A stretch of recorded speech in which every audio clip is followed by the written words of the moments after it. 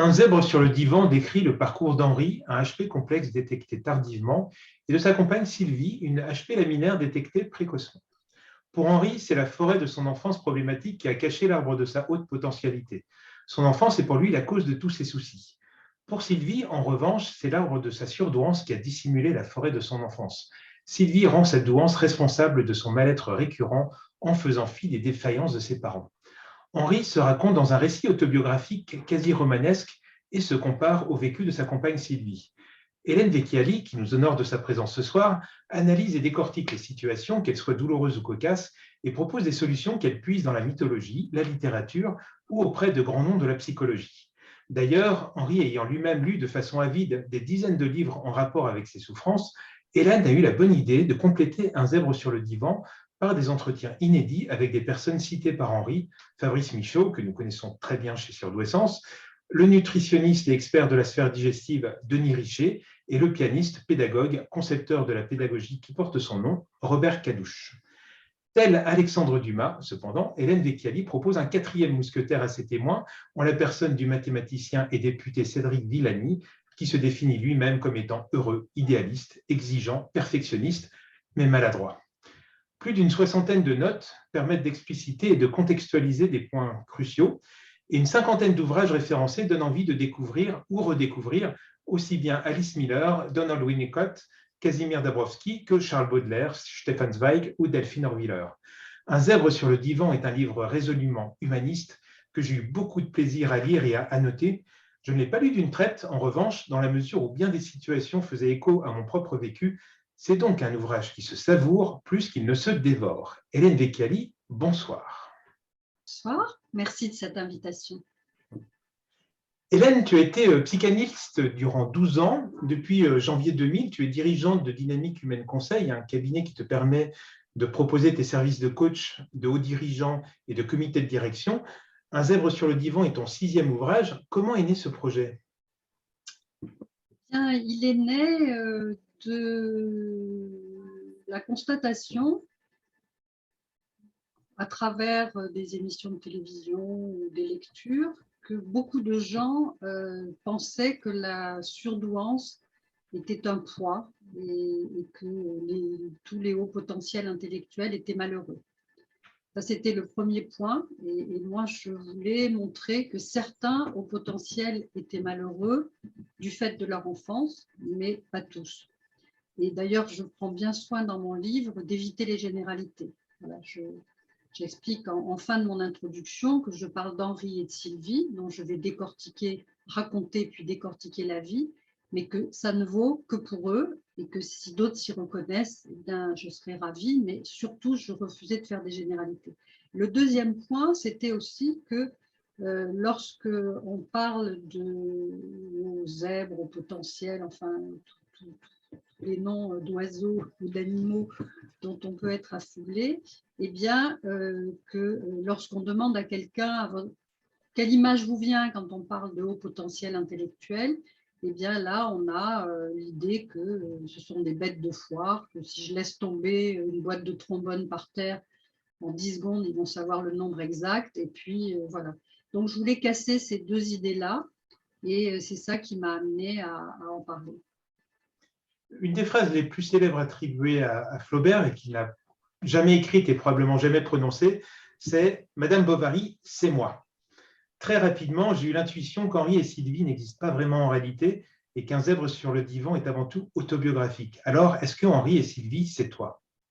Henri et Sylvie, c'est moi. J'ai d'abord pensé à écrire Henri en me disant si je mets un homme, ça va me permettre d'avoir l'écart et le décalage nécessaire pour pouvoir raconter cette histoire. Donc, j'ai commencé en étant schizophrène. Et puis, je me suis dit, puisque je parle d'un haut potentiel complexe, je vais trouver un subterfuge pour parler de quelqu'un qui soit au potentiel laminaire.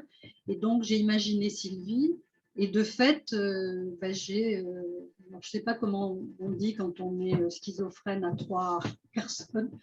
2, je sais, mais à 3, il va falloir inventer un nom, une triple schizophrénie. Et de fait, ça m'a vraiment amusée de pouvoir mettre un peu de moi dans l'un et dans l'autre. Ça m'a encore plus obligée à prendre du recul par rapport à mon histoire et par rapport à ce que je racontais. C'est justement un exercice sacrément schizophrénique pour une psychanalyste d'être tour à tour homme et femme, complexe et laminaire, avoir des vécus différents. Est-ce qu'une autobiographie en bonne et due forme te faisait peur? Ouais, je voyais pas l'intérêt. Hein. Je suis quand même pas suffisamment célèbre pour raconter ma vie, ça aurait intéressé. En revanche, je me suis fait plaisir en racontant des histoires. Et surtout, ce qui a été très émouvant pour moi, c'était, donc bien évidemment, si j'étais psychanalyste ou si je suis psychanalyste, parce que je crois qu'on l'est toute sa vie, si je suis psychanalyste, c'est bien parce que j'ai fait une psychanalyse. Et si j'ai fait une psychanalyse, c'est bien parce que j'avais des souffrances que je devais explorer. Et donc, par conséquent, quand j'ai écrit le livre et que j'ai revisité certains épisodes que j'avais travaillés 4000 fois sur le divan, quand je les ai revisités à l'aune de la haute potentialité, ça a été très émouvant pour moi de détricoter ce qui était de l'enfance malheureuse et ce qui était de la surdouance. Et ça, c'était un exercice que je n'avais jamais fait et que cette écriture m'a obligée à faire, mais vraiment avec bonheur, avec des moments un peu tristes aussi, quand je racontais des histoires qui sont pas toujours faciles, puisque je parle d'enfance malheureuse, mais ça a été vraiment, oui, une écriture qui m'a fait du bien et qui m'a, de fait, dans ce détricotage, intellectuellement, beaucoup intéressée. Le sous-titre de ton ouvrage est « Comprendre le mal-être de certains surdoués de l'enfance à l'âge adulte ». Les exemples que tu donnes permettent de saisir ce paradoxe qu'est ce cadeau, qu'est la douance. J'insiste bien sur le terme à la fois paradoxe et cadeau. À ce titre, j'aime beaucoup cette citation de Blaise Pascal que tu as inclus dans ton livre, qui montre qu'un surdoué peut être son propre écosystème et qu'il est souvent difficile de comprendre sa météo personnelle. Le temps et mon humeur ont peu de liaison. J'ai mes brouillards et mon beau temps au-dedans de moi. C'est magnifique comme phrase. Oui, oui. C'est exactement ça. C'est dans ce chapitre-là, je cite Blaise Pascal et Camus, où tous les deux ont eu une enfance difficile. Blaise Pascal, sa mère est décédée lorsqu'il avait 3 ans. Camus, donc on sait son enfance avec sa mère à moitié sourde et muette et illettrée. Et tous les deux se sont réfugiés dans leur surinvestissement intellectuel et c'est ce qui les a sauvés. Et c'est aussi tout le discours que je tiens par rapport à Henri et Sylvie, c'est ce cadeau qui leur permet de se replier dans leur monde à eux. Et ce surinvestissement intellectuel leur offre, au milieu de la tourmente, une continuité de sujet. Et une dernière question avant de laisser la parole à Christine et Alban, je suis sûr qu'ils ont plein de questions aussi, tout comme moi. J'aime bien ce paradoxe aussi, ce lien que fait Henri quand il se retrouve tout seul pendant les vacances de Pâques entre la liberté et la solitude. Du coup, je mélange les deux mots, mais c'est quelque chose aussi. C'est joli, sa liberté. Ah, c'est joli, libertude. Voilà, la solité. Et je trouve effectivement que c'est quelque chose que je trouve assez fréquent, le besoin de créer un contact avec autrui, mais c'est tellement frustrant de créer un vrai contact, un véritable contact, que finalement, souvent, ou parfois, en tout cas, on préfère rester seul pour être mal accompagné. Oui, c'est tout un art hein, de savoir être avec les autres et de savoir être avec soi et de faire ces allers-retours. Tes écouteurs, moi j'aimerais écouter ça là. On entend du bruit, je crois que c'est des micros qui sont restés ouverts, qu'il faudrait peut-être éteindre si vous voulez bien. Alors, Bon, pardon, là. voilà, c'est bon. Voilà. Oui, donc c'est ces allers-retours entre les autres et soi qu'on fait de mieux en mieux au fur et à mesure qu'on se connaît mieux. Euh, Hélène, tu parles d'écrire ton livre comme je parlerais de lire ton livre. Euh, pour moi, la lecture m'a plongée à la fois dans mes réflexions et dans mon vécu. Et puis, j'aurais envie de dire, alors, entre le savourer et le déguster, moi, je l'ai lu comme on fait finir les épinards aux enfants. Et puis, quand je l'ai terminé, je l'ai léché comme on lèche la fin d'une mousse au chocolat. J'étais un peu tourmentée pendant que je l'ai lu parce que j'étais un peu tourmentée parce qu'en même temps, je me disais, mais c'est exactement ça. Et puis, j'aime beaucoup l'alternance des tons. Parce que quand je suis dans le récit, j'ai exactement comme tu décris l'écriture. Hein, c'est pas moi, c'est Henri. C'est pas moi. Non, c'est bien dit, mais c'est pas moi. Puis après, je vois, c'est un homme, de toute façon, c'est pas moi. Puis après, c'est Sylvie. Ah, c'est pour être moi, mais c'est quand même pas moi. Et puis après, il y a l'explication psychologique. Et puis je suis là. Et mince. Bon, là, ok, c'est vrai. Bon, puis je me sens un peu piégée comme ça. Puis après, il y a un petit peu de légèreté quand c'est en 2 pages, on raconte quelqu'un où j'aimerais bien que ce soit moi, parce que j'aimerais bien être une de ces célébrités avec toutes ces complexités. Et puis, en fait, c'est pas moi, mais je retourne chez Henri, puis je retourne chez Sylvie parce que je m'identifie, mais pas trop. C'est magnifique. C'est une danse comme ça qui fait que c'est léger, mais en même temps, c'est quand même, c'est du fer, quoi. Voilà. Mais c'était une lecture magnifique que je recommande vraiment à tout le monde. Après, je me suis demandé aussi, parce qu'il y a des moments où, voilà, où il me semble que c'est écrit par un haut potentiel pour des hauts potentiels. Puis parfois, j'oubliais la partie haut potentiel. Et ça, je trouve que c'est magique. Parce que ça rentrait dans la partie humaine, dans la partie trauma, dans la partie complexité de la vie, dans la partie relationnelle. Et puis, j'aime beaucoup parce que justement, ça met vraiment bien en lumière qu'il n'y a pas qu'un haut potentiel chez un haut potentiel. Et puis, vraiment, je te remercie pour ça. Merci beaucoup, Christine. Ça me touche. Hein. C'est vrai que quand on écrit beaucoup pour soi, en espérant que ça atteindra et que ça touchera les autres. Et voilà, quand j'entends ça, je me dis, bon, vraiment, je suis heureuse de l'avoir écrit.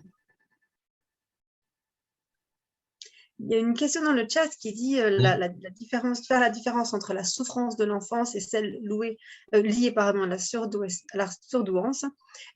Comment est-ce que toi, dans l'écriture, tu as pu séparer ou est-ce qu'il a fallu justement utiliser plusieurs personnages pour décortiquer? Bien, j'ai séparé dans la mesure où j'ai expliqué, en particulier dans le premier chapitre où je parle de l'enfance, lorsque j'analyse la partie enfance, j'explique bien combien Henri et Sylvie, qu'est-ce qui était douloureux dans cette enfance et à quelles conséquences ça a eu. Donc pour Henri, c'est sa mère qui est tombée en dépression quand il avait 4 ans. Et Sylvie, c'est une troisième enfant qui n'était pas désirée puisque le couple allait divorcer. Et donc j'explique la mélancolie, la nostalgie, la mélancolie pour Sylvie, la nostalgie pour Henri. Donc j'explique tous ces concepts psychanalytiques. Et puis à d'autres moments, j'explique toutes les émotions qu'ils ont et qui sont décuplées. Et ces émotions sont décuplées en raison de leur haute potentialité et en raison de la souffrance qu'ils ont eue. Donc c'est peut-être là où s'est trouvée la séparation entre une enfance douloureuse et puis ces émotions difficiles. Le surinvestissement intellectuel est bien évidemment aussi du côté de la haute potentialité. Donc voilà, j'ai navigué un peu comme ça Mais ce que tu expliques bien, c'est que c'est intriqué, en plus que c'est souvent souvent on ne sait pas bien lequel est lequel parce qu'ils se nourrissent l'un l'autre et puis qu'ils vont avoir un petit peu les mêmes conséquences. Oui, hein, c'est vrai que c'est pour ça que je disais cadeau paradoxal pour ces enfants qui ont eu une enfance difficile. Cadeau parce que le surinvestissement intellectuel leur a donné un lieu refuge bien à eux, qu'ils avaient en permanence sous la main puisque c'était en eux, mais paradoxal parce que toutes les émotions intenses qu'ont les hauts potentiels intellectuels se sont trouvées là, décuplées du fait de leur douleur.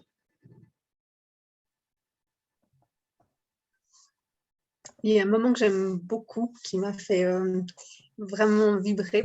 C'est le moment où Henri est chez le psychanalyste et puis il sent qu'il va pleurer. Et puis il dit au psychanalyste qu'il a gagné. Et puis le psychanalyste lui répond qu'en fait, c'est lui qui a gagné. Et puis, je trouve que non seulement c'est fort, déjà rien que ça, ce serait déjà fort, mais je trouve que c'est encore plus fort parce que c'est à la suite, pas directement, de manière très subtile, de la référence à Will Hunting. Et puis, on sent qu'il y a déjà ce rapport qui, quelque part, se prépare. Et puis là, on le voit là. Et puis, c'est très fort. C'est vraiment bien amené. Et puis, ça donne envie de dire que chacun a droit à son moment. Alors, la question que je me pose, c'est est-ce que la psychanalyse doit faire partie ou peut faire, est-ce que tu recommandes que la psychanalyse fasse partie de la découverte de son haut potentiel à l'âge adulte? Alors, en préambule à ma réponse, je voudrais dire que quand tu as raconté cet épisode, j'avais des frissons partout. Donc, c'est encore très, très émouvant pour moi.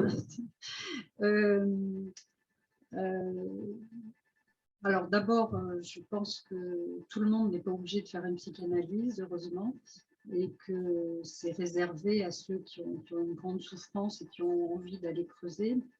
Et ensuite, oui, je pense que lorsque on est au potentiel et que d'un coup on réalise que la souffrance ne vient pas de la haute potentialité, mais d'un passé, je crois qu'il n'y a pas d'autre solution lorsqu'on veut vraiment être bien avancé dans la connaissance de soi que d'aller creuser dans l'inconscient et de comprendre ce qui s'est passé. Et je crois que justement, la haute potentialité nous donne l'opportunité peut-être de creuser un peu plus, un peu mieux que d'autres. Donc, c'est un cadeau à ce moment-là. J'ai aussi beaucoup aimé la distinction entre l'hypervigilance qui est liée au trauma et puis tous les termes hyper, tout ce qu'on peut mettre après l'adjectif hyper pour décrire le haut potentiel. Et puis, je vois assez souvent ça dans des clients, chez des clients qui recherchent le bout de la pelote, qui essayent de se demander si leur souffrance est liée à l'intensité de ce qu'ils ressentent tout le temps. Et puis là, alors, c'est accueillir leur hypersensibilité. Si c'est dû à la surefficience de leurs pensées et puis ils en font plus que ce que c'est réellement, ou si c'est par rapport à l'hypervigilance et l'état d'alarme qu'ils ressentent tout le temps par rapport à leur trauma. Je ne pourrais pas, comme je le disais tout à l'heure, hein, je fais très attention à ça, je ne pourrais rien généraliser. Je pourrais dire simplement que lorsque c'est excessif partout à ce point, peut-être il faut se questionner sur est-ce qu'il n'y a pas autre chose que la haute potentialité qui fait que les émotions sont décuplées. Je crois que c'est vraiment le message que, en tout cas, j'ai voulu en filigrane faire passer dans ce livre, c'est lorsque ce cadeau-là, tout d'un coup, est empoisonné, lorsque tout est vraiment trop et qu'on ne s'en sort plus, est-ce qu'il n'y aurait pas autre chose à creuser? Christine parlait de pelote. J'aime bien cette image. Il y a un dessin que j'aime beaucoup où on voit un patient qui a de la laine partout emmêlée et puis il y a son thérapeute qui tire sur le fil pour pouvoir en faire une pelote où tout est mieux arrangé. Je pense que c'est ça, que ce soit une psychanalyse ou une thérapie, à un moment, ça permet de mettre de l'ordre dans son cerveau et de pouvoir mieux se comprendre soi-même. Et je pense que c'est très important de pouvoir se comprendre avant de comprendre les autres. Alban, il fait sa propre thérapie à travers ses livres. Et je me retrouve beaucoup dans les livres d'Alban, parfois souvent en miroir, parce qu'on est très différents, Alban et moi. Et c'est ça que je trouve intéressant, c'est comment est-ce que le vécu d'Alban, qui a été très différent du mien, notamment vis-à-vis de la scolarité, a pu générer chez lui des choses qui ont généré l'inverse chez moi. Et c'est en ça que je trouve qu'une thérapie, que ce soit à travers l'écriture ou à travers des séances avec un thérapeute, permet de mieux se comprendre soi-même, et ça, c'est le plus important. Et effectivement, Elisabeth dit dans le chat, la psychanalyse n'est-elle pas un grand moment de solitude pour un hypersensible? Tellement besoin de liens et de communication, je n'ai jamais pu faire ce type de thérapie. Il y a la psychanalyse, effectivement, mais il y a aussi des thérapies, où là, les échanges, il y a plus d'échanges avec les thérapeutes. Donc, je pense Alors, dans mon livre, j'explique d'abord qu'une psychanalyse pour un haut potentiel intellectuel, c'est important qu'elle soit faite avec ce que j'ai nommé un zébrologue, c'est-à-dire un haut potentiel intellectuel lui-même, parce que sinon, justement, il ne va pas réussir à trier entre ce qui est de l'enfance et ce qui est de la haute potentialité. Deuxièmement, j'espère, dans le chapitre où je raconte la thérapie, enfin la psychanalyse d'Henri, enfin je raconte des morceaux de la psychanalyse, parce que ça a duré 5 ans, donc ce n'était pas possible de tout transcrire, mais on voit bien que le zébrologue parle, et contrairement à ce qu'on peut penser, un psychanalyste qui est complètement muet, il faut le fuir. C'est un psychanalyste qui n'est pas un bon psychanalyste, qui est lâche, et qui n'a rien compris à la psychanalyse. Et là, je suis vraiment très ferme là-dessus. Un bon psychanalyste, c'est un psychanalyste qui se tait lorsque le patient parle. Lacan dit blablabla, c'est-à-dire si le patient dit le soleil brille, les cheveux poussent, la pluie mouille, j'ai mangé du chocolat à midi, ben, bien sûr que le psychanalyste ne va rien répondre parce qu'il n'y a rien à répondre. En revanche, si le patient dit à mon bureau, je me suis mis en colère contre mon patron et puis j'ai eu envie de le frapper, ah ben là, on a déjà matière et peut-être que le psy va dire, ah bon, mais qu'est-ce qui s'est passé? Qu'est-ce qui vous a mis spécialement en colère? Et à ce moment-là, le psy parle et par moment même suggère une interprétation, mais avec suffisamment de délicatesse et d'ouverture d'esprit pour que son hypothèse ne soit pas trop visible dans son questionnement. Mais bien sûr qu'un psy parle, et je comprends que Elisabeth, je crois, qui a mentionné ça, et je comprends qu'Elisabeth ait pu dire c'est un grand moment de solitude, parce que bien évidemment, pour un haut potentiel intellectuel, mais pour n'importe quel être humain normalement constitué, aller chez quelqu'un pour lui demander de l'aide et qui se tait du début jusqu'à la fin, c'est non-assistance à personne en danger. Et qu'as-tu pensé de la série, Hélène, En thérapie, si tu l'as vue ou si tu as vu? Oui, non seulement je l'ai vue, mais j'ai écrit dans, je ne sais plus à quel endroit, j'ai écrit un article sur le 36e épisode. Okay. S'arrêter au 35e, et j'ai écrit 36e épisode qui était comment le psychanalyste n'avait pas encore tué son père, puisqu'il reproduisait ce qu'avait fait son père, mais en moins bien et en ne s'autorisant pas son désir. Donc forcément, ça pouvait que capoter. Donc oui, j'ai bien aimé. Alors bien sûr, c'est caricatural, mais c'est intéressant. Et en particulier, on voit que le psy parle. Effectivement. Bon. Une de mes phrases préférées dans ton livre, c'est quand Sylvie dit à propos de sa nounou, sa bouche ne dit pas la même chose que ses yeux. J'ai trouvé. Est-ce que cette phrase-là, c'est une phrase de toi que tu as vraiment prononcée quand tu étais petite? C'est un épisode qui t'a fait? Alors cette phrase-là, elle vient la fille d'une amie, Justine, avec qui je discutais parce que dans le livre, à la fin des 3 premiers chapitres, il y a une vignette sur Will Hunting, Camus et puis Le Dernier Samouraï. Le livre Le Dernier Samouraï. Le livre Le Dernier Samouraï est vraiment un livre sur un jeune enfant au potentiel intellectuel qui est un livre extraordinaire, mais qui est énorme. Je crois qu'il fait 700 pages ou 800 pages, je ne sais plus. Et je l'avais lu il y a très longtemps. Et je voulais à tout prix avoir une vignette là-dessus, mais je n'avais pas ni l'envie ni le courage de relire ce livre. Et donc Justine, qui est la fille d'une amie qui est elle-même au potentiel intellectuel, je lui ai dit, comme elle est étudiante, je lui ai dit, écoute, je te propose une mission rémunérée est-ce que tu veux bien me relire le livre, mais en me cherchant tel point, tel point, tel point. Et donc, je lui ai donné. Et puis, au fur et à mesure de la discussion, tout d'un coup, elle me parle de sa nounou et elle me dit, ah oui, mais moi, je trouvais que sa voix disait pas, sa bouche disait pas la même chose que ses yeux. Enfin, je ne sais plus la phrase. Donc ça, c'est Justine. Et la phrase «je suis né vieux», parce que j'ai beaucoup aimé cette phrase-là, parce que j'ai beaucoup ressenti ça, et j'ai mis beaucoup de mots là-dessus, mais j'avais jamais vraiment dit les choses de cette façon-là, de manière assez limpide comme ça. C'est quelque chose que toi, tu penses Oui, ça c'est moi qui l'ai dit de très nombreuses fois à mon psy. Alors du coup, je disais, je suis née vieille.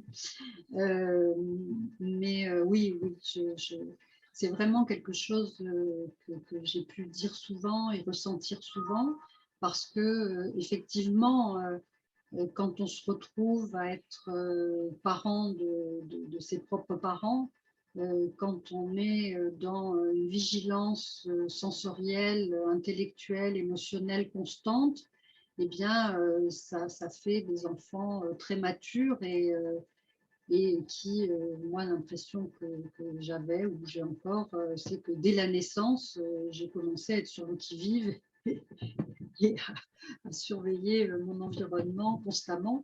Donc oui, ça c'est de moi ça. Et on a une question de Christian qui demande: «Mon haut potentiel m'a permis de survivre à mon enfance, mais est-ce que la nécessité de survivre à mon enfance aurait aussi fait émerger mon haut potentiel?» Cette question revient sans cesse. Alors ça, c'est l'histoire de la poule et de l'œuf. Donc si quelqu'un a la solution, moi,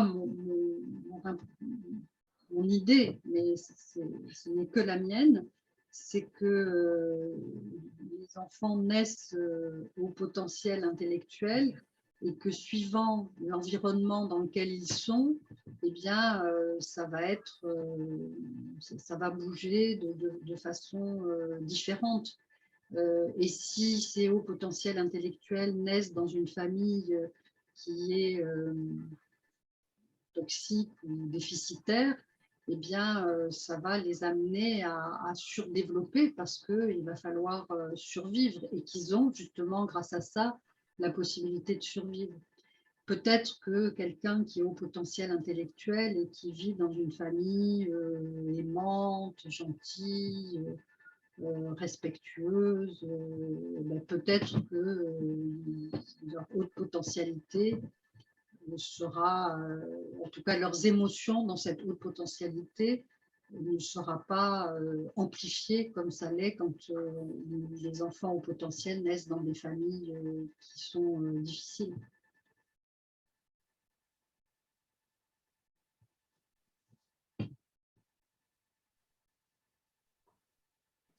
Je crois que le silence peut dire beaucoup,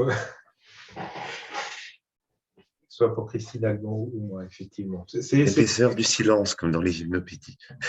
Je pense que c'est une question effectivement de curseur, Christian, c'est-à-dire que si on avait eu une enfance facile, on n'aurait peut-être pas effectivement éclos de la même façon que si, quand on a eu une enfance difficile, on n'a pas eu le choix, on a dû se transformer. Oui. La transformation est douloureuse, mais finalement, est-ce qu'il vaut mieux être une chenille ou un papillon? Après, je pense qu'il y a aussi toutes les questions de faux self qui sont amenées dans le livre. Ou est-ce que la personne qu'on grandit parce qu'on doit devient la personne qu'on est censé être ou la personne dont on avait besoin? Donc, je pense que vraiment, je pense que toutes ces questions-là, encore une fois, les réponses sont pour Henri et pour Sylvie dans le livre. Mais je pense qu'elle pousse les bonnes questions et puis elle nous pousse à nous positionner nous-mêmes en nous demandant dans ces situations, comment est-ce que moi j'ai grandi? Est-ce que j'ai grandi par rapport à l'adaptation? Est-ce qu'on avait besoin que je sois? Ou est-ce que j'ai grandi pour développer mon potentiel? Je pense que c'est vraiment bien positionné. Oui, c'est sûr que dans ces enfances difficiles d'Henri et de Sylvie, leur haute potentialité a été poussée au maximum dans l'intensité. Je crois que moi, si je dois définir un haut potentiel intellectuel, bien évidemment, je ne passerai pas par un chiffre. C'est ni une fatalité, ni un destin, la haute potentialité. Je passerai par l'intensité. Pour moi, Un haut potentiel intellectuel, c'est la définition, c'est l'intensité. L'intensité émotionnelle, l'intensité intellectuelle, l'intensité créative, l'intensité au niveau de la sensibilité, l'intensité dans les valeurs, dans l'incarnation des valeurs, la justice, la loyauté, l'engagement, la vérité, la sincérité, l'intensité de réflexion concernant les questions existentielles, la mort, la maladie, la solitude. C'est vraiment, pour moi, c'est vraiment ça. Et toutes ces intensités-là en même temps. C'est ça surtout, parce que une personne va avoir une intensité émotionnelle, une autre va avoir une intensité créative, l'autre va avoir une intensité par rapport à ses valeurs, l'autre va avoir une intensité dans l'angoisse de mort.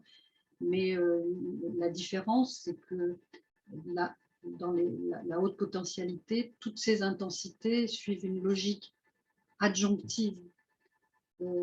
C'est vraiment, elles sont toutes là en même temps. C'est du et entre chaque et entre chaque intensité et pas du ou.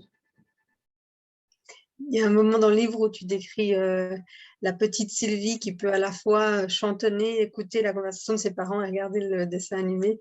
Puis je trouve que voilà, quand je t'écoutais parler de l'intensité et de la complexité, l'exemple, je le trouvais assez bon.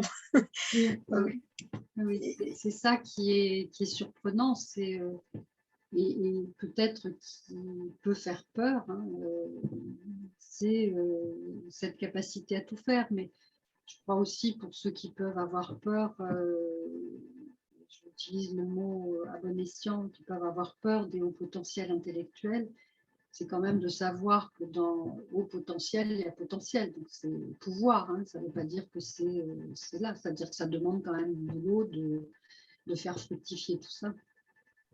Parlant de peur du haut potentiel, il y a un moment aussi dans leur scolarité, à Henri et à Sylvie, où on voit la réaction des profs. Et puis, ça amène aussi une question qu'a soulevée Isabelle, c'est le côté un peu formatage ou les attentes de l'école par rapport aux élèves, et puis qui ont un groupe d'élèves, et puis qui s'attendent à ce que tous les élèves dans ce groupe-là suivent le formatage commun et collectif. Alors, est-ce que la question est-ce qu'il s'agit de s'assumer quoi qu'il en soit, ou d'en vivre mieux plus intensément, ou alors est-ce que pour aller contre ce formatage de l'école, s'il faut au contraire valoriser l'expression des imaginations et des intelligences différentes? Je pense que c'est évident que ce formatage il est compliqué. Donc là aussi, c'est et en même temps, comme dirait quelqu'un, c'est-à-dire qu'il y a des passages obligés dans les apprentissages et ça serait faux de croire qu'on va pouvoir tout faire tout seul, comme on veut, quand on veut. Il y a des passages obligés. 2 plus 2, ça fait 4 et on ne va pas pouvoir inventer autre chose. Et la lecture, c'est des petites lettres qui se collent les unes aux autres et on ne va pas pouvoir changer ça non plus. Donc, ce qu'il faudrait, c'est que dans les écoles, il y ait la possibilité de faire les deux. Et à ce moment-là, les hauts potentiels intellectuels vivraient tout aussi bien que les autres enfants. Il n'y aurait pas cette nécessité pour eux de trouver de l'oxygène ailleurs parce que sinon, ils vont mourir étouffés. Ce serait la responsabilité des parents, ce serait la responsabilité des enseignants. Oui, des enseignants. Je pense que l'école est vraiment pas adaptée aux enfants et encore moins au potentiel, bien sûr. Si on suit la logique, il faut un zébrologue pour psychanalyser un zèbre. Est-ce qu'il faut un zèbre éducateur pour éduquer un zèbre? Non, je ne crois pas. Hein. Je crois que simplement, les outils pédagogiques sont à revoir de fond en comble, mais ça, je ne suis pas la seule à le dire et c'est compliqué. Il y a certaines écoles qui suivent des courants complètement différents, mais là aussi, il y a certaines écoles que je ne nommerai pas, même sous la torture, enfin, sauf si on me donne du chocolat, là, je suis capable de parler, mais il y a des écoles où de façon complètement aberrante, on dit il fera quand il voudra. les enfants ne vont pas se précipiter pour apprendre des tables de multiplication. Sincèrement, je ne connais aucun enfant suffisamment masochiste pour dire je veux apprendre des tables de multiplication. Il y a des passages obligés et de laisser les enfants faire comme ça, ça fait, moi j'ai connu un petit garçon qui savait toujours pas lire à 8 ans parce qu'il était dans une école, on lui avait dit quand tu voudras lire tu apprendras, mais oui, mais quelquefois il faut faire un peu d'offres pour avoir de la demande et puis pousser un petit peu parce qu'il y a des nécessités, donc je crois qu'entre laisser les enfants grandir tout seuls et apprendre des choses qu'ils ignorent tout seuls, donc je ne sais pas comment on peut faire, et puis obliger tout le monde à la schlag à marcher droit et à avoir qu'une seule tête, on peut peut-être trouver des choses intermédiaires qui seraient plus intelligentes.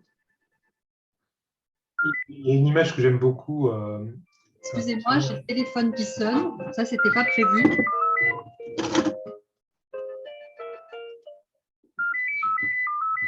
C'est rarissime que le téléphone fixe sonne. Bonjour, vous êtes en communication avec le répondeur enregistreur d'Hélène Vecchiali. Merci de me laisser un message. Au revoir.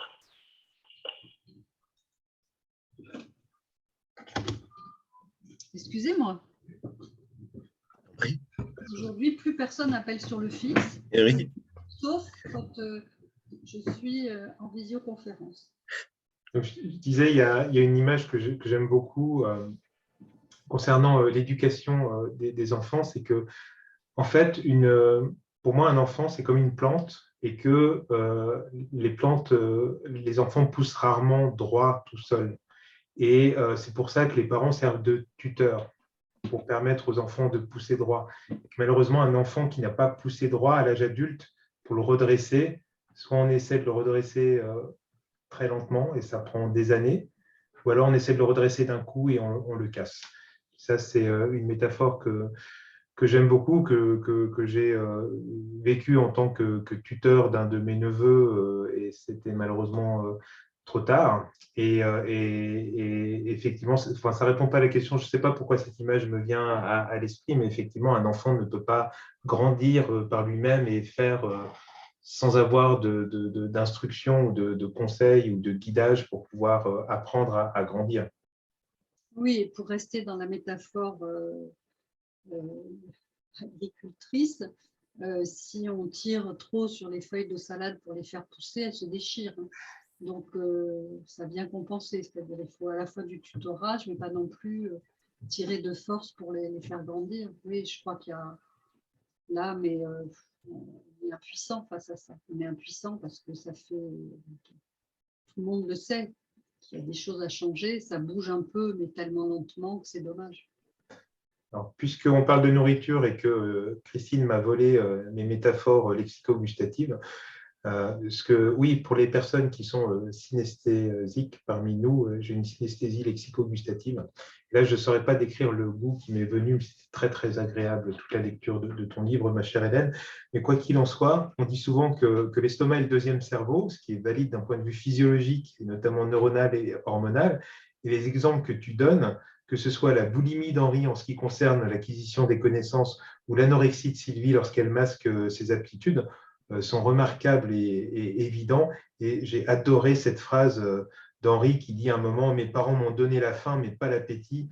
Je n'étais pas dans l'envie de manger, mais dans la fureur d'être nourri d'amour et de tendresse. » On dirait du Shakespeare, quoi.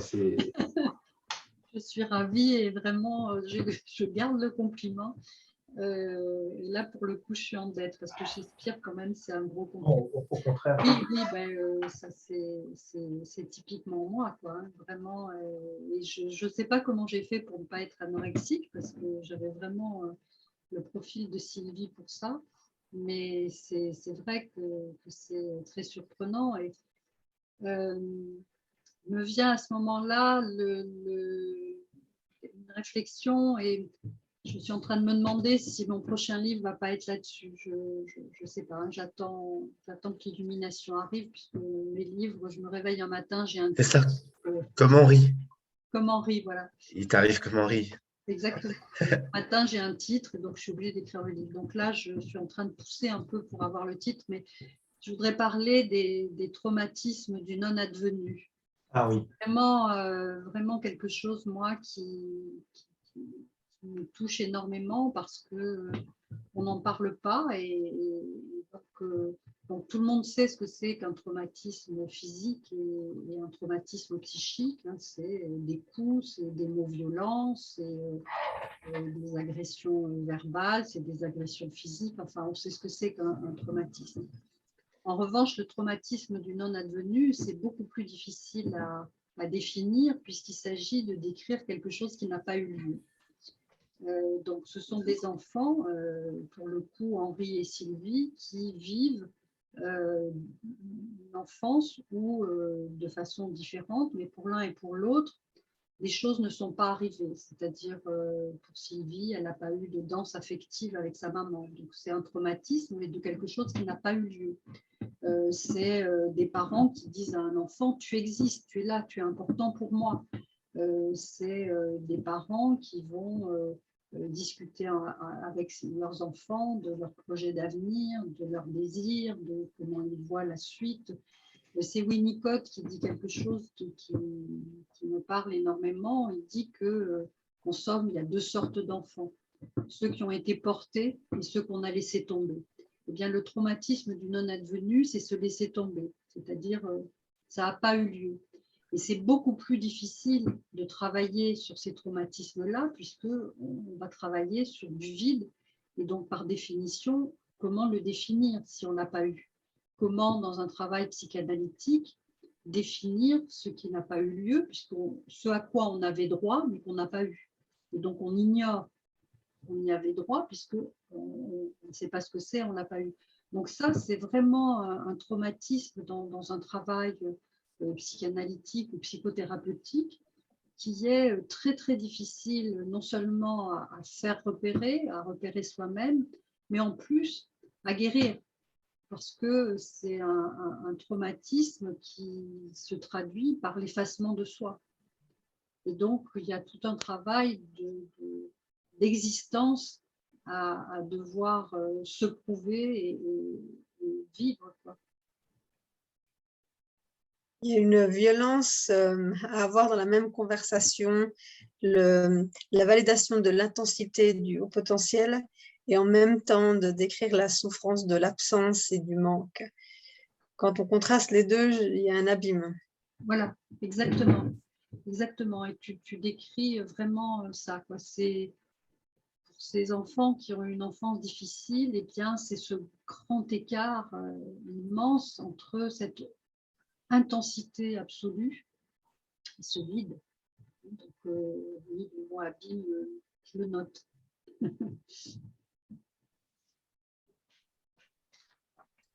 En même temps, il semble aussi, quand on voit après, c'est ton écriture aussi, mais quand on voit l'intensité des détails que chacun, hein, que Henri vit dans son enfance, où il va surdimensionner certaines choses, ou surévaluer, ou donner beaucoup d'importance à certaines choses, on peut sentir aussi, c'est pas que intellectuel, hein, c'est aussi sensoriel, c'est aussi émotif, affectif.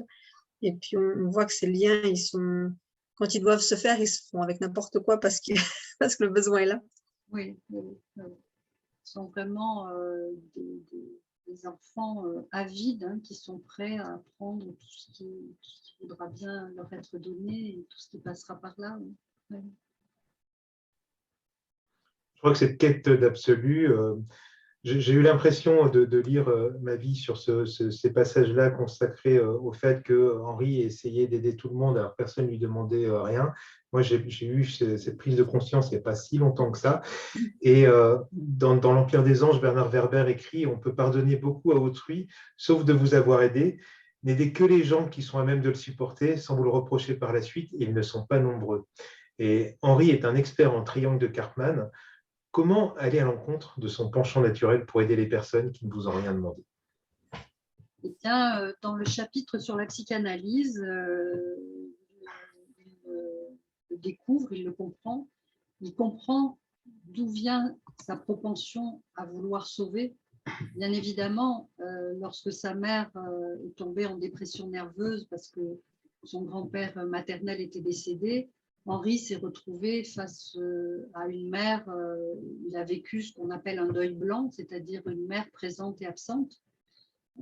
Et donc, c'en était fini de ce lien avec sa mère qui était hors atteinte. Et par conséquent, il s'est retrouvé perdu et surtout impuissant à sauver cette femme. Et donc, on comprend que dans sa vie d'adulte, ensuite, il a répété, hein, c'est le principe même de la psychanalyse et sans doute de certaines psychothérapies, c'est-à-dire de repérer nos répétitions, des répétitions de choses qui ne sont pas bonnes pour nous, mais dont on ignore tout de leur toxicité, sauf à les répéter et à un moment se rendre compte qu'il faut s'arrêter. Et donc lui a bien évidemment essayé de sauver des femmes qui étaient droguées ou dépressives, enfin tout ce qui…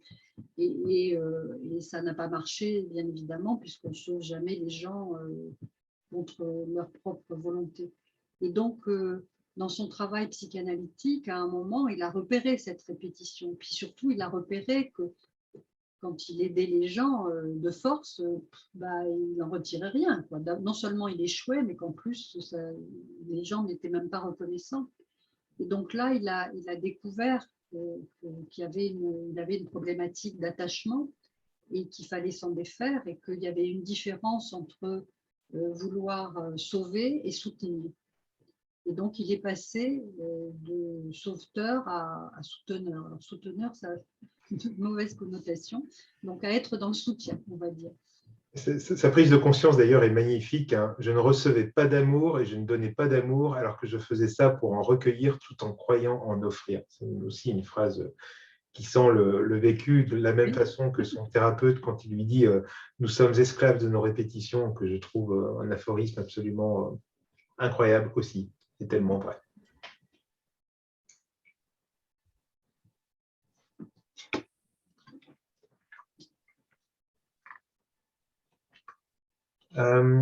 J'aimerais revenir j'aimerais bien qu'on ait des participations concernant, j'aimerais revenir sur l'estomac qui est le deuxième cerveau. Je trouve effectivement que ce soit pour les femmes en particulier au potentiel qui souffrent souvent de problèmes des injonctions, je dirais, de la société patriarcale sur le fait que quand elles deviennent jeunes filles, on leur dit sois sexy mais pas trop, montre tes formes mais attention, les hommes sont tous des porcs, que les jeunes filles doivent se contrôler et certaines deviennent par devenir anorexiques. Et au contraire, pour moi, ça a été l'inverse, c'est-à-dire que je suis devenue boulimique et obèse. Et ce rapport à la nourriture, donc, qu'on accueille, autant la nourriture spirituelle, on peut l'acquérir par la culture, mais quand on veut compenser à travers son deuxième cerveau, c'est-à-dire son estomac, à travers soit la nourriture, le trop-plein de nourriture ou l'absence de nourriture, j'aimerais bien avoir des témoignages dans le chat de personnes qui ont envie d'en parler. Et je pense qu'il y a tellement de choses à dire sur le sujet qu'effectivement, ça serait une excellente idée de livre pour une prochaine fois. Je pense que le rapport à la nourriture est assez déterminant dans un être humain. Oui, oui, tout à fait. Sans faire de psychanalyse sauvage, c'est sûr que notre premier contact avec la vie, ça va être de téter la maman au biberon. La nourriture, c'est notre première relation avec l'extérieur. Voilà. Et pendant longtemps, on va être des petits êtres qui vont être nourris. Et j'imagine que là, déjà, à notre insu, puisque l'étymologie d'infant, c'est qu'on n'a pas de parole, hein, et puis on n'a pas de souvenir en principe, eh bien, on ne sait pas du tout comment ça s'est passé, mais est-ce qu'on a pleuré et que notre maman s'est précipitée pour nous donner à manger parce qu'on avait faim, ou est-ce qu'on a pleuré parce que la couche était mouillée, puis que notre maman s'est précipitée pour nous donner à manger, puis nous donner à manger, alors qu'en fait, nous, on voulait juste qu'on nous change la couche. Et comme on n'avait pas le langage pour exprimer, puis que la maman était peut-être pas suffisamment à l'écoute, Ou est-ce qu'on a pleuré parce qu'on avait faim et puis qu'on nous a changé la couche? Ou est-ce qu'on a pleuré parce qu'on avait faim et puis qu'on ne nous a pas donné à manger, qu'on nous a laissé pleurer un long moment et longtemps? Tous ces moments-là, ils sont fondateurs de notre psychisme et ils sont fondateurs de notre relation au monde et de notre relation affective et de toutes nos relations. Et donc, déjà, avant de commencer à avoir l'ombre d'une conscience, il s'est passé des choses sur nous, avec nous ou contre nous, dans la relation à la nourriture, puisqu'au début, c'est la seule relation qu'on a avec l'autre. Et donc, à partir de là, on voit bien. Alors, c'est sûr que quand on fait un travail analytique, on peut, ou psychothérapeutique, hein, je ne veux pas tout ramener à la psychanalyse, même si moi, c'est vraiment ce qui m'a sauvé la vie. Quand on comprend les liens affectifs que nos parents ont eu avec nous, ou le manque de liens affectifs, on peut en déduire comment ils se sont comportés par rapport à notre nourriture et à la façon de répondre à nos demandes. Y compris durant la grossesse d'ailleurs.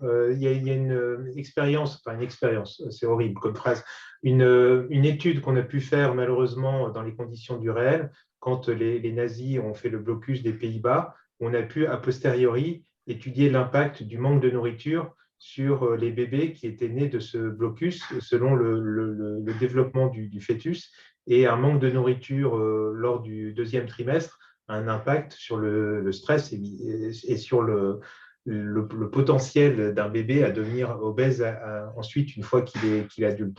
Donc le stress engendré par le manque de nourriture pour le bébé qui s'en souvient toute sa vie, ou par les conditions difficiles qu'a vécu sa maman, indépendamment du manque de nourriture, mais sur une grossesse stressante, a un impact sur le bébé toute sa vie. Oui. Mais d'ailleurs, dans l'interview que je fais de Denis Richer, je lui demande d'expliquer les problèmes intestinaux de Sylvie, et il raconte que les hauts potentiels intellectuels ont, par définition, pour beaucoup, des problèmes intestinaux dans ce deuxième cerveau.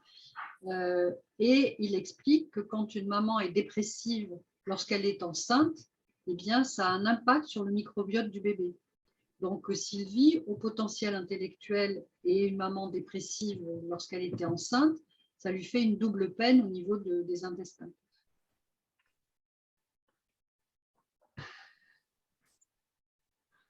Il y a plusieurs témoignages assez poignants dans le chat, et comme ça touche à des choses très aussi qui me rappellent des souvenirs, je pense que je ne suis pas la meilleure personne pour pouvoir synthétiser les témoignages qui sont écrits dans le chat.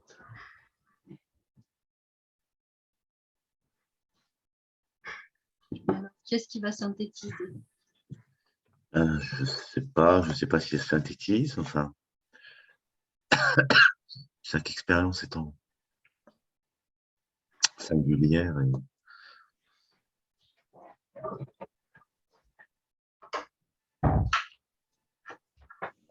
tout cas, beaucoup de personnes, mais qui ont des vécus en rapport avec.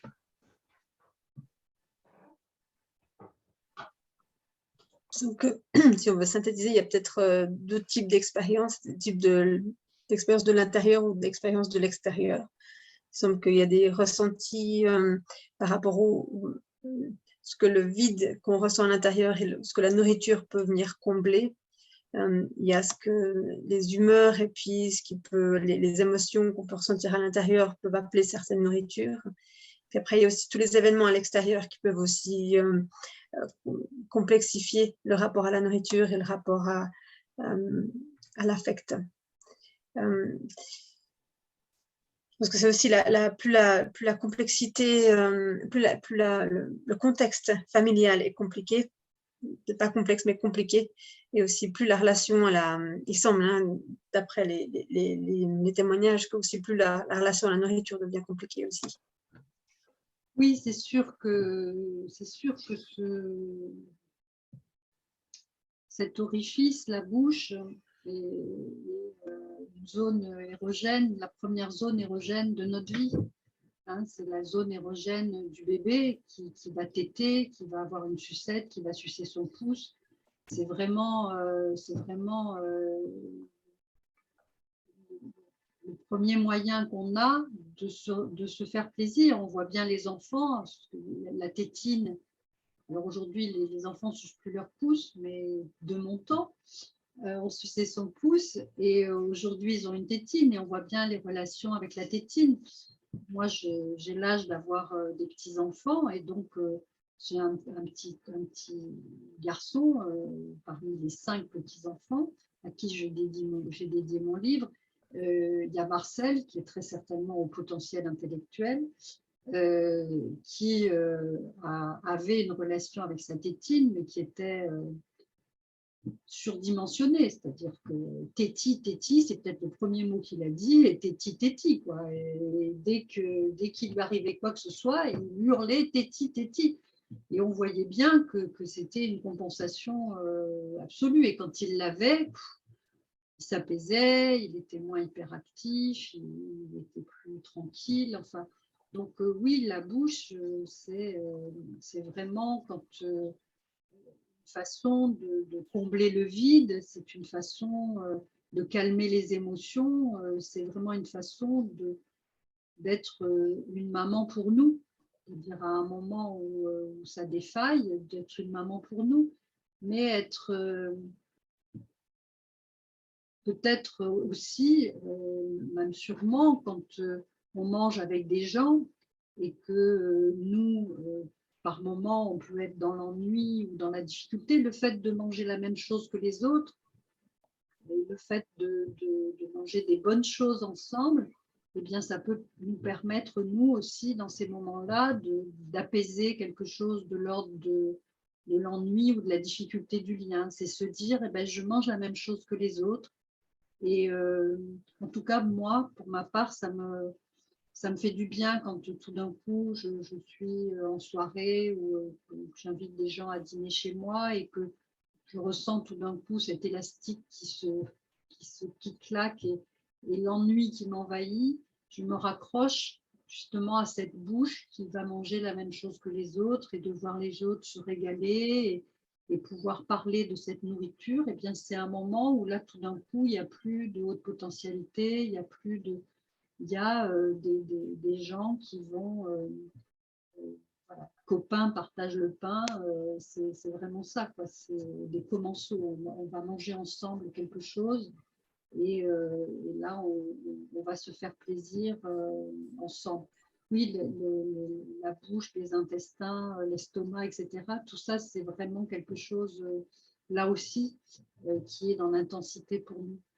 Et encore plus quand il y a eu du vide, quand il y a eu du traumatisme du vide, parce que la nourriture, ça permet de combler le vide. Ma thérapeute avait Et pas le chocolat. On mange jamais assez de chocolat. Ma thérapeute avait été assez surprise quand j'avais entamé ma première thérapie, ça remonte à 2003 maintenant, quand je lui avais dit que je ne ressentais pas de différence physiologique entre l'angoisse et la faim. Elle m'a dit que ce n'était pas du tout la même chose, mais c'était vraiment, pour moi, et ça reste pareil, de la même façon que je n'ai pas de satiété. Donc pour moi, arrêter de manger, c'est une décision intellectuelle, rigoureuse que je dois prendre. Le buffet à volonté, c'est mon pire ennemi. Et le rapport à la nourriture, effectivement, est quelque chose de compliqué quand on a eu des manques affectifs profonds et viscéraux dans tous les sens. Oui, tout à fait, tout à fait. Presque ça ne fait pas partie de ces relations qu'on a du début à la fin. Et c'est presque aussi omniprésent que le rapport qu'on a à sa mortalité. C'était aussi un thème qui était très présent dans le livre, en même temps avec une énorme pulsion de vie, de l'envie de comprendre, de profiter, de vivre intensément et puis de ne pas passer à côté de ce qui est important. Il y a une espèce d'urgence aussi comme ça, de se réaliser et puis de rencontrer l'autre. Mais il y a aussi cette omniprésence du thème de la mort.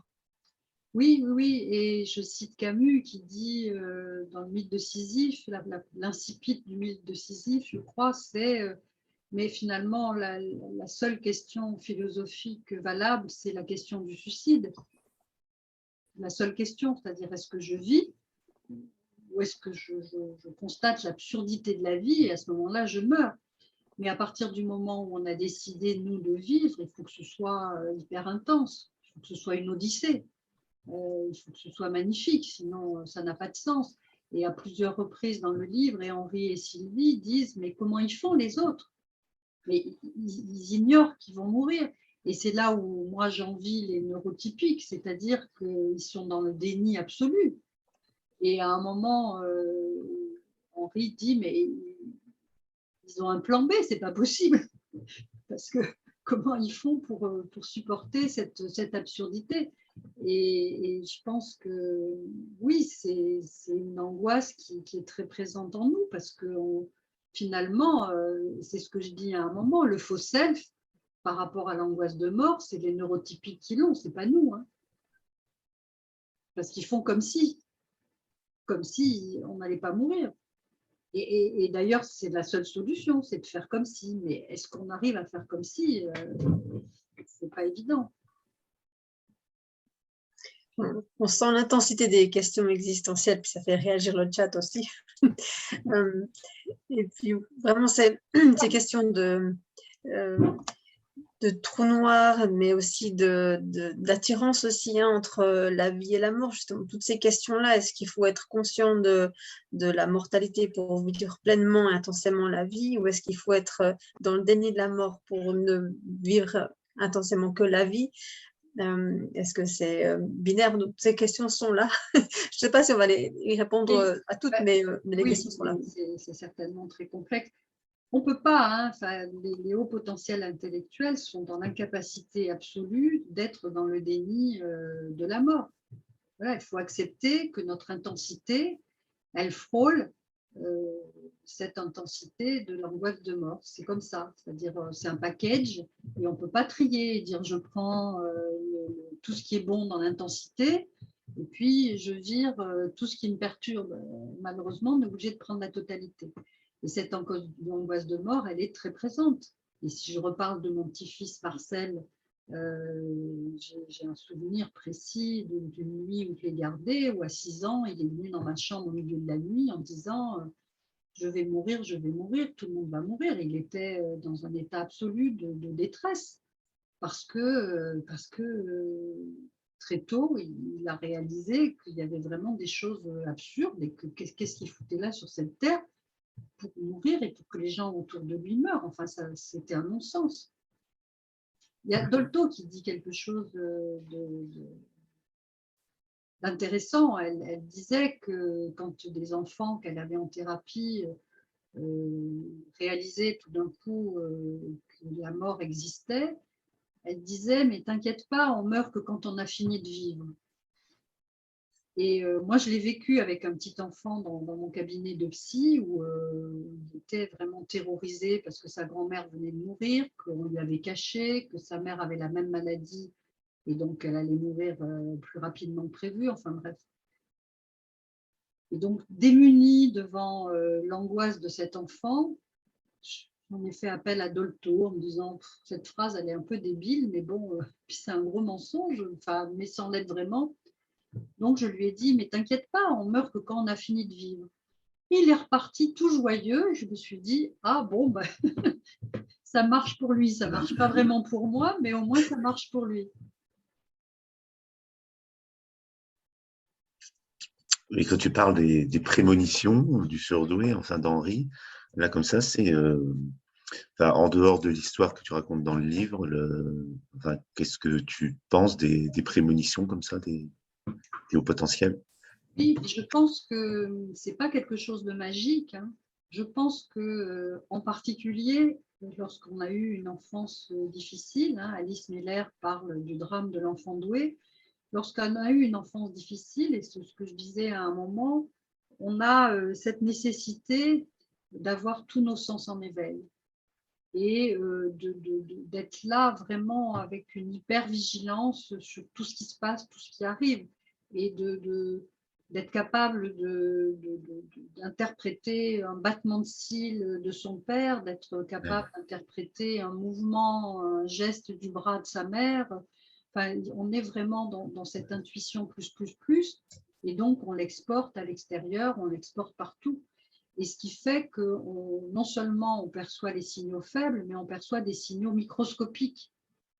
Et tout ça fait que tout d'un coup, on est capable d'entendre dans les médias ou à l'extérieur, enfin, de percevoir des choses qui sont imperceptibles à l'œil nu, et donc j'insiste même au microscope, et par conséquent, c'est ça qui fait certainement pour beaucoup, on pourrait appeler des prémonitions ou des intuitions, mais c'est cette capacité-là que je crois que tout le monde serait capable de développer, mais qui, pour certains hauts potentiels intellectuels qui ont été malheureux dans l'enfance, ben c'est amplifié. Là aussi, c'est décuplé.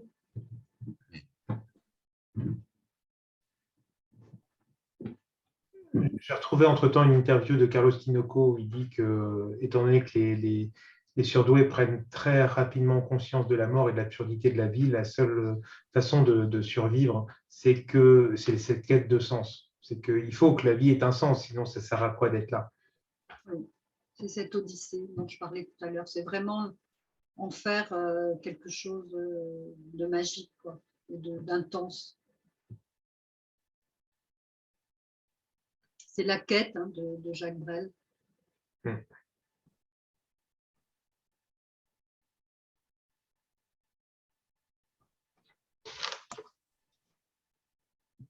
y a une question dans le chat.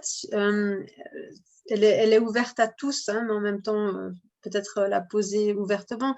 Avez-vous eu des expériences de télépathie? Est-ce que dans l'intuition, on parle aussi de ce genre d'extrasensorialité dans la communication? Oui, là, je saurais moins répondre. Tout à l'heure, j'ai pris mon téléphone pour appeler une amie, Dominique, et le téléphone a sonné, c'était Dominique. Alors, est-ce que c'est ça la télépathie? J'en sais rien. Là, je saurais moins répondre. D'ailleurs, j'en parle pas parce que c'est plus... voilà, je pense que tout le monde a certainement ces capacités-là, mais là, je ne suis pas la meilleure personne pour y répondre. Donc, les réponses aussi, c'est que c'est une expérience très personnelle, et puis on aura, pour la même expérience, on pourra peut-être avoir un cadre de référence différent qui va expliquer, qui va interpréter les mêmes faits différemment.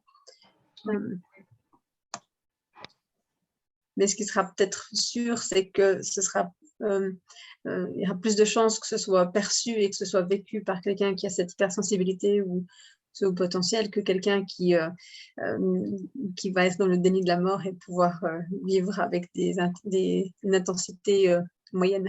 Oui, tout à fait.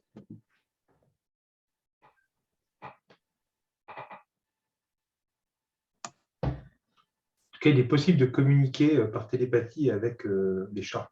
Ça, je l'ai vécu. C'est peut-être les chats qui communiquent avec nous. Oui, mais ils nous comprennent aussi. Enfin, ils peuvent nous entendre.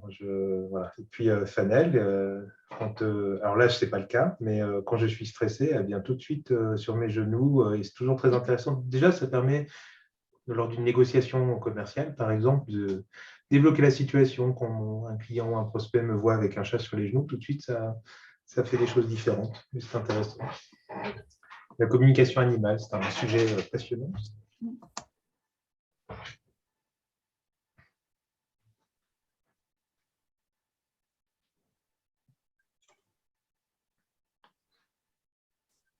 J'ai encore quelques thèmes qu'on n'a pas encore abordés, notamment sur le narcissisme primaire, le narcissisme secondaire et la rage narcissique qui envahit Henri à un moment. Le narcissisme en général, ou Antigone. Non, mais Antigone, c'est la fille d'Oedipe. Donc, on ne parle pas de complexe d'Oedipe, mais de narcissisme. Et en soi, ce sont des sujets passionnants. Effectivement, le fait de vouloir briller aux yeux des autres parce qu'on n'a pas réussi à briller à ses propres yeux, c'est une quête aussi très intéressante de personnalité et de quête de soi. Oui, j'explique dans le livre que Henri et Sylvie, donc tous les deux au potentiel intellectuel, qui ne pouvaient compter que sur eux, ont été obligés de se réfugier donc, dans ce surinvestissement intellectuel et dans un surinvestissement narcissique, c'est-à-dire un narcissisme primaire. Hein, il faut que je sois tout puissant et toute puissante, puisque je ne peux m'appuyer que sur moi. Si je veux me sentir en sécurité, il faut que je sois toute puissante et tout puissant, et d'où leur perfectionnisme, d'où leur volonté de croire qu'ils sont surhumains et qu'ils vont tout réussir. Alors bien sûr, les chutes sont d'autant plus vertigineuses hein, dans ce cas-là. Ça, c'est le narcissisme primaire, c'est le narcissisme du petit enfant hein, qui dit voilà, moi je suis extraordinaire et tout puissant. Le narcissisme secondaire, c'est lorsqu'on arrive à prendre en compte les autres et à être capable de faire ces allers-retours entre soi et l'autre. Et là, c'est positif, c'est-à-dire je m'aime et puis j'aime les autres, et puis quand je vois que c'est un peu dangereux à l'extérieur, je me replie sur moi, et puis voilà, c'est un peu l'escargot qui fait des allers-retours entre sa coquille et l'extérieur, et qui monte ses cornes, qui les sort, etc. Donc, l'idéal, effectivement, c'est d'arriver à aller de ce narcissisme primaire à ce narcissisme secondaire, qui est le narcissisme d'adulte équilibré. Dans l'histoire d'Henri et de Sylvie, ils vont mettre du temps à passer ce cap du narcissisme primaire. En particulier, Henri va avoir ce qu'on appelle des rages narcissiques. C'est un certain Kohut, un psychiatre hongrois qui a inventé cette expression rage narcissique. Qu'est-ce que c'est que la rage narcissique? C'est la rage du petit enfant, c'est-à-dire tout d'un coup on lui enlève le crayon avec lequel il était en train d'écrire et il se met à hurler comme si on l'avait poignardé. Et donc Henri, des broutilles, est capable de se mettre dans des colères terribles parce que tout d'un coup, il y a un sentiment d'humiliation, il y a un sentiment de « je ne suis pas parfait, je suis pris en défaut » et c'est insupportable.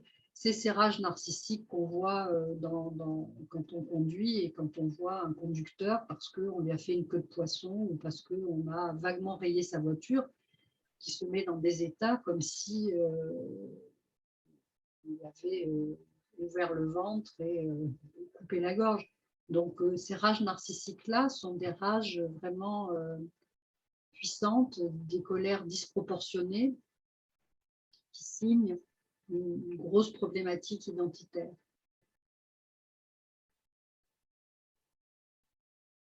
On t'entend pas, Jean-Michel. On a plusieurs questions concernant les pervers narcissiques. Ça me rappelle une affirmation que j'avais trouvée très étrange, enfin à mes yeux, sur le fait qu'un pervers narcissique, c'était un HP qui avait manqué d'affection. Et heureusement que ce n'est pas le cas. Enfin, en tout cas, en ce qui concerne les gens que je connais qui ont été confrontés à ce souci-là. Et j'arrive pas, pour moi, de mon vécu, un pervers narcissique, c'est une coquille vide qui se nourrit et vampirise les autres. Et pour moi, un pervers narcissique n'a pas vraiment de personnalité en soi, à part le désir et le besoin compulsif de détruire ceux auxquels il devrait tenir. C'est exactement ça. Hein. Les pervers narcissiques ne sont absolument pas intelligents. Hein. Ils ont une culture monolithique et une intelligence moyenne. En revanche, ils savent être brillants. C'est-à-dire qu'ils savent jeter de la poudre aux yeux et pouvoir réciter par cœur un poète italien du XVIe, sauf que ça va toujours être la même poésie et toujours le même poète italien parce qu'ils ne savent rien d'autre. Et tu as tout à fait raison, Jean-Michel, hein, le pervers narcissique, c'est quelqu'un qui a un vide identitaire tel qu'il essaye de se nourrir de l'identité de belles personnes d'essayer de les détruire parce que c'est insupportable et qu'il a appris que ça depuis son enfance.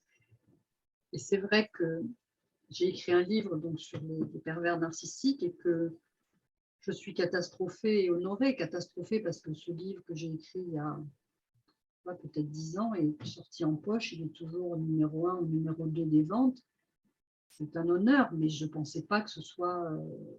au moment où je l'ai écrit, c'était une commande de Marabout, de la maison d'édition Marabout, et je ne pensais pas que ça aurait un impact aussi aussi intense et qu'il y avait autant de gens qui étaient malmenés. Et quasiment tous les jours ou tous les 2 jours, je reçois des mails, des messages, des textos de gens qui sont en détresse et que j'oriente vers les uns ou vers les autres. Mais parce que c'est vraiment le crime parfait. Hein. Et les HPI sont en revanche de magnifiques victimes. Parce que ce sont des belles personnes et souvent qui ont une propension à materner, à vouloir sauver.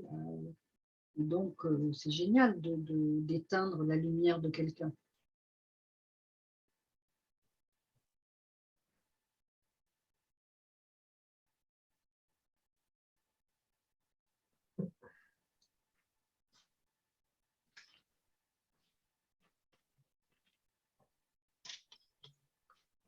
Je vois Vas-y, Christine. Je vois des commentaires dans le chat et puis ça m'a l'air de résonner pas mal avec la partie dans le livre hein, où c'est Henri qui parle pour Sylvie de son expérience à elle, où justement au début le pervers narcissique va rassurer, va se faire passer pour le miroir, la personne qui peut vraiment vous comprendre. Et puis en fait on se rend compte, enfin Isabelle le mentionne, elle dit que les pervers narcissiques sont envieux et manipulateurs, pas capables de saisir le positif de la vie. Donc, comme tu le disais, Hélène, c'est d'éteindre cette flamme, hein. C'est toute la richesse intérieure de tout ce qui est émotif, pas que chez le HP, hein, mais toute personne qui pourrait avoir cette richesse que le pervers narcissique n'aurait pas. Oui, c'est quand même bien plus jouissif d'éteindre un soleil que de vouloir éteindre des braises. On comprend bien que là, il y a un enjeu qui est bien plus agréable pour eux et positif, mais sauf que comme ce n'est pas la bonne solution, que leur problématique est inguérissable, c'est sans cesse à recommencer. Mais le plus dépendant des deux n'est pas celui qu'on croit. Hein. Ce n'est pas la victime hein, qui est dépendante du pervers, c'est le pervers qui est dépendant de la victime. C'est un peu comme un vampire. Hein. S'il n'a pas son sang champanisé régulièrement, il meurt. Hein.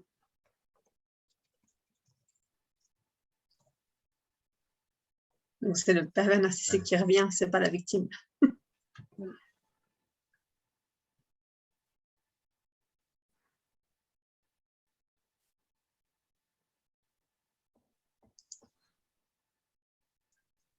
Alban, je t'ai coupé la parole, je te la Oui, rends. non, moi je disais que je trouvais ça intéressant l'expérience de l'éducation, enfin de l'école de Henri, et ça me ramenait à quelque chose, mais enfin, vu à travers les yeux d'Henri, ma propre expérience vue à travers les yeux d'Henri dans le livre, c'était de me dire, mais c'est vrai que c'est bizarre, pourquoi les adultes, enfin, mais c'est un petit peu bizarre hein, comme dire, mais ça m'apparaissait vraiment comme ça, c'est pourquoi les adultes pensent qu'ils ont tout à apprendre, que les enfants ne savent pas, et qu'ils ne peuvent pas savoir non plus rapidement. C'est toujours quelque chose, enfin, vraiment avec mon point de vue d'enfant, c'était vraiment très bizarre parce que les trucs, je les pigeais très vite, un peu comme ça, mais c'était toujours bon. Il y a la lecture, l'écriture, mais plein de choses. J'ai toujours l'impression comme si non, je ne pouvais pas comprendre tout de suite comme ça. C'est comme s'il y avait un espèce de. Enfin, moi, je me sentais toujours sous-estimé. C'était vraiment toujours comme ça. J'ai l'impression que non, tu ne peux pas savoir. Mais on va te dire, nous on sait, puis on va te dire, puis ça, tu vas pas le comprendre tout de suite, hein, mais ça va rentrer petit à petit. Et moi, ça m'énervait comme c'est pas possible parce que j'ai compris depuis longtemps. Puis en plus, je trouvais qu'on faisait tout un truc pour pas grand-chose, un truc qui pour moi était vite compris. Et puis on allait tartiner ça sur des semaines. Et ça avait quelque chose de terriblement frustrant, mais ça me l'apparaissait encore plus clairement parce que sur cette chose-là dont j'ai souvent parlé, enfin, j'en ai souvent parlé, j'en ai souvent écrit. Et puis là, ça me paraissait particulièrement comme ça, mais vraiment bizarre. Mais pourquoi pourquoi partir du fait que l'enfant peut pas comprendre par lui-même, surtout parce qu'il y a cette histoire de comprendre par lui-même. Moi, si je comprenais pas par moi-même, j'avais beaucoup de mal à comprendre, à retenir les choses. Donc, si je les comprenais par moi-même, c'était intégré, puis voilà. Oui, mais parce que les gens en général, et même les parents, les adultes, nos propres parents ont peur d'un enfant qui grandit trop vite. C'est-à-dire que les problèmes identitaires, ils sont à tous les âges.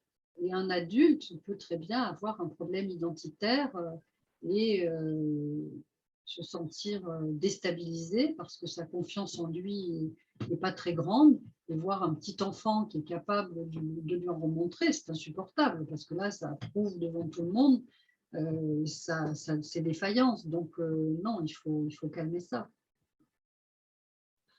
Moi, j'ai le plaisir d'avoir emmené mon fils, il avait 3 ans. J'étais allée prendre un apéritif chez des gens et le monsieur dit à mon fils, est-ce que tu veux de la glace dans ton verre? Il avait un sirop de grenadine, quelque chose comme ça. Et mon fils lui dit, vous voulez dire des glaçons? Et le monsieur s'est vexé comme un pou. Un gamin de 3 ans qui lui dit des glaçons au lieu de la glace.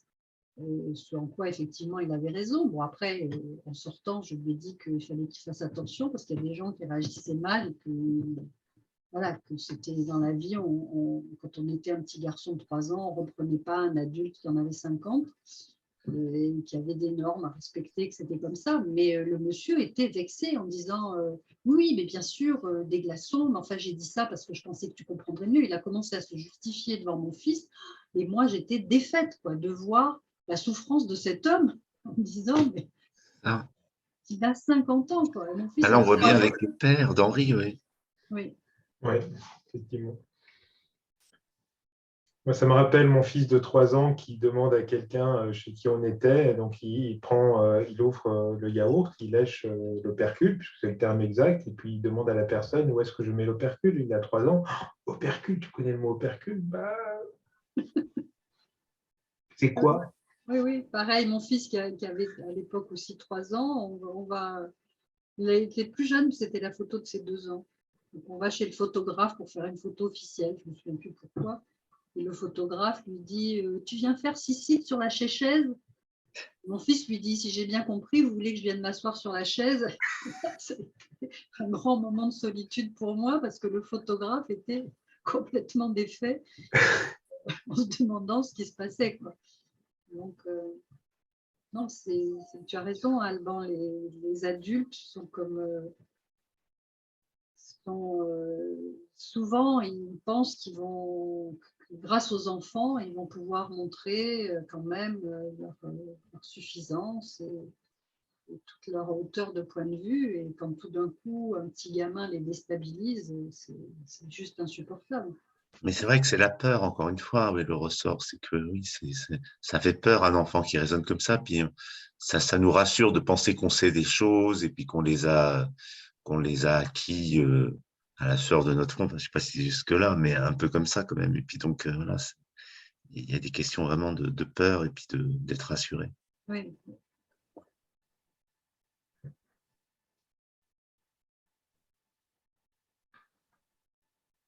D'ailleurs, on en a un peu parlé à propos du père d'Henri, mais j'avais dans mes notes noté tout ce qui concernait la figure paternelle et donc le rapport à l'autorité, le travail, le conformisme et la rébellion en fonction du rapport qu'on a avec son père, qu'on soit un homme ou une femme. D'ailleurs, ça peut énormément formater les relations qu'on aura ensuite face à l'autorité. Oui, moi je le vois dans les entreprises, puisque maintenant je suis coach de hauts dirigeants, voire de très hauts dirigeants. Et je trouve très émouvant dans les coachings de DG ou de PDG de les voir arriver et pour beaucoup, un pourcentage très important, avoir un problème avec l'autorité. C'est-à-dire qu'avec un problème avec le père, c'est-à-dire qu'à chaque fois qu'ils prennent une décision, s'ils n'ont pas réglé la problématique avec leur père, ils ont toujours l'impression qu'il y a quelqu'un qui va leur taper sur l'épaule et dire non, ça c'est pas une bonne idée, non, tu fais pas ça. Et donc c'est très étonnant. Et la problématique de l'imposture, elle a ça pour origine, c'est le père, quoi. Et il y a tout un travail pour se dégager de ça, parce que homme ou femme, c'est vrai que la guérison, c'est d'arriver à être son propre père, être sa propre autorité. Mais c'est du travail.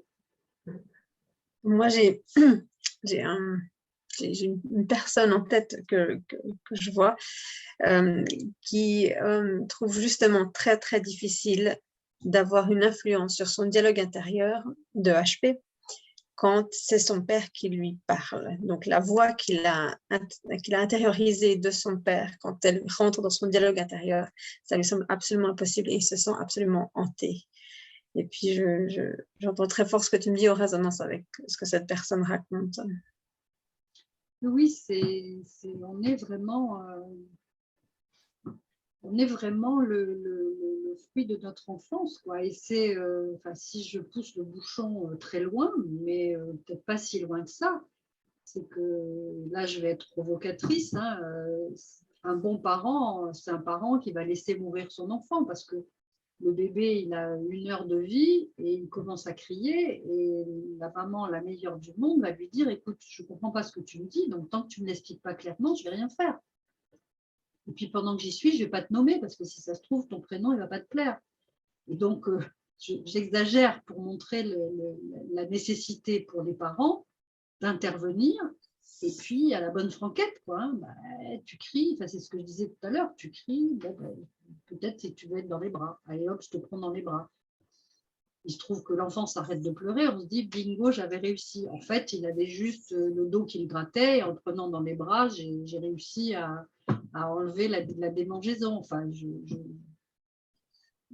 c'est spectaculaire, quoi. Enfin, quand on y réfléchit, de voir pendant combien d'années on est dépendant nos parents ont droit de vie et de mort sur nous, vie et mort physique et vie et mort psychique. Donc c'est incroyable, quoi, d'avoir cette espèce de pâte à modeler qui arrive et puis qu'on va triturer dans tous les sens. Et puis après, vite à vie camarade, quoi. Donc, si on est tombé sur de très bons artisans, on s'en sort. Si on est tombé sur des artisans un peu maladroits, ça va aller. Et puis, si on est tombé sur des artisans qui n'ont pas du tout envie d'artisaner, il va falloir se débrouiller, quoi. J'aime bien cette anecdote qui est probablement apocryphe qu'on prête à Freud, à qui une mère de famille disait « Qu'est-ce que je dois faire pour être une bonne mère ?» Et Freud lui aurait répondu « Quoi que vous ferez, vous le ferez mal. » Oui. On fait comme on peut, en parents. Oui, mais je crois quand même que, là, je rejoins Winnicott, je crois qu'il y a des mères qui sont suffisamment bonnes. Et puis, il y a une différence entre faire mal parce qu'on s'en fout et faire mal parce qu'on s'est investi et qu'on a voulu faire quelque chose. C'est toute la différence. Ou faire mal parce qu'on a vraiment voulu faire mal. Et je crois qu'il y a toutes ces nuances-là, hein, moi, plus que 50 nuances de gris là, dans cette histoire, mais il y a voilà, et je reviens à Winnicott, c'est-à-dire est-ce qu'on a porté l'enfant ou est-ce qu'on l'a laissé tomber? Si on l'a porté, de bric et de broc, les enfants s'en sortent, parce qu'il y avait une intention. Quand il y a une bonne intention, bon, voilà, c'est bien sûr que ça ne sera jamais parfait, qu'il peut y avoir des maladresses, mais il y a une bonne intention. Et cette bonne intention signe « je t'aime ». Donc, tu existes, tu es important pour moi, tu es importante pour moi. Donc, ça donne de la force, ça donne un socle. En revanche, je fais n'importe quoi et je m'en fous complètement. Là, il y a du boulot, quoi, pour nous derrière après. Pour renaître, pour accoucher de nous. Et bien sûr, comme tout accouchement, ça se fait dans la douleur. Mais ça se fait. Mais ça dure longtemps. Et on oublie vite. Des accouchements qui sont longs. Oui, tu voulais dire, Christine? Je veux dire, on oublie vite l'accouchement. C'est horrible, mais après, voilà. Enfin, après, on est aussi très occupé, puis on dort plus beaucoup. Mais ça aide à oublier vite aussi, mais effectivement.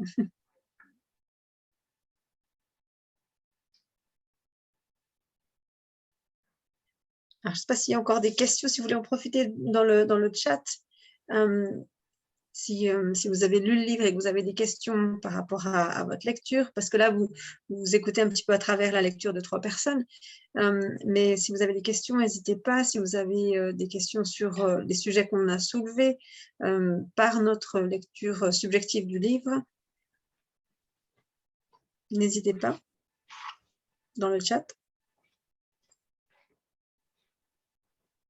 Je voulais revenir sur un point, c'était la surcharge de travail que prend parfois le HP.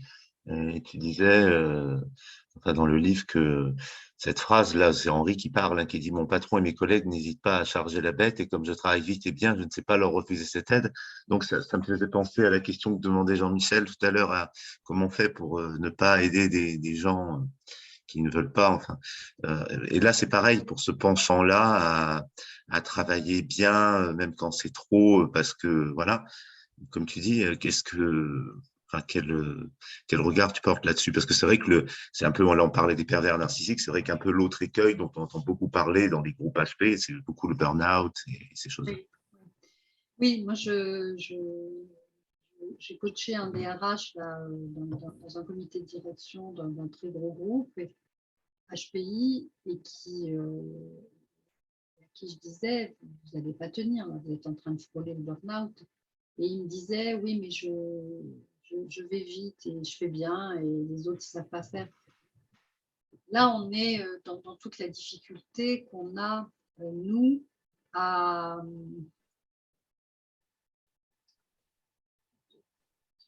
la difficulté qui rejoint le narcissisme primaire, c'est-à-dire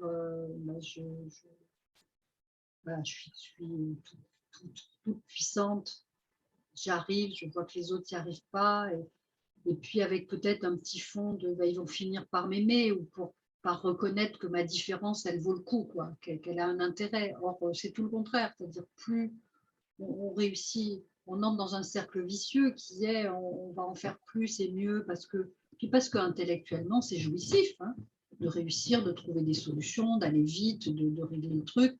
C'est jouissif, donc on se fait plaisir à soi, on se dit je fais du bien à la boîte quand même, et puis ils vont bien finir par reconnaître que cette différence, elle vaut le coup, et puis et on entre dans un cercle vicieux. Donc il y a vraiment un travail à faire sur le respect de son corps, parce que c'est là où ça pêche, hein, c'est que l'énergie, on n'a pas complètement, tout le temps. Donc c'est le respect de son corps, c'est comprendre pourquoi on fait ça. Quel est notre moteur à faire ça?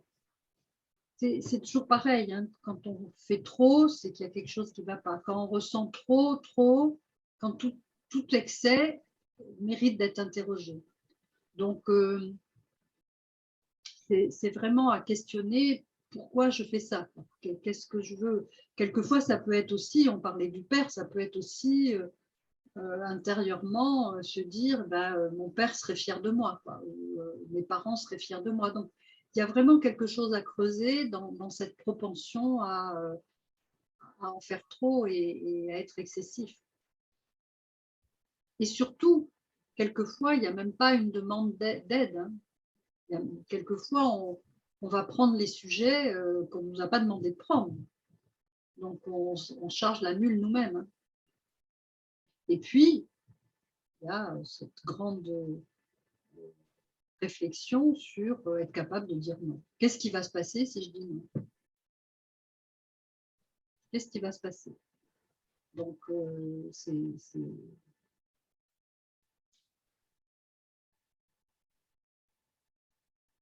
Cécile demandait si tu pouvais nous donner 3 conseils pour qu'un HP soit ou puisse être heureux ou heureuse. Heureux. Alors, manger du chocolat. On est tous d'accord. Eh bien, je crois que la première chose à faire, c'est se questionner pourquoi on n'est pas heureux. Qu'est-ce qui fait qu'on n'est pas heureux? Et aller chercher où ça pêche, quoi. Et là, bien évidemment, si je prends les exemples d'Henri et de Sylvie, qui n'étaient pas heureux et qui, à la fin du livre, ça se termine bien. Hein. Je spoilie la fin du livre, ça se termine bien, ils sont heureux. Eh bien, c'est comprendre, c'est trier dans ce qui est du haut potentiel intellectuel et ce qui est des raisons de cette difficulté. Donc, je donnerai qu'un seul conseil, c'est celui-là. C'est pourquoi je ne suis pas heureux. Et à quel moment. Et est-ce que je peux aller demander de l'aide pour arriver à être heureux oui, et profiter plus de la vie et avoir des moments de bonheur. Après, après le versant psychanalytique, si on tente le versant philosophique, être heureux tout le temps, je ne crois pas que ce soit possible. Donc, c'est qu'est-ce qu'on entend par être heureux et est-ce que ce n'est pas des petits moments de bonheur de l'année ici ou là et quand, avec qui, voilà. Mais moi, je ne peux répondre que de ma philosophie de vie et du sens que j'ai trouvé à ma vie, qui était d'aller comprendre ce que j'ai vécu et qui m'avait tellement malmenée que j'étais malheureuse.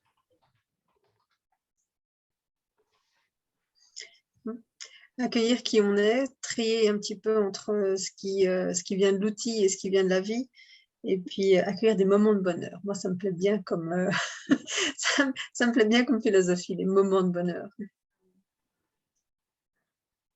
Le bonheur, ça ne se compte pas en lingots, mais en petites monnaies. Ça, c'est Benabar qui le chante, mais la citation d'origine, je crois que c'est Voltaire. Oui.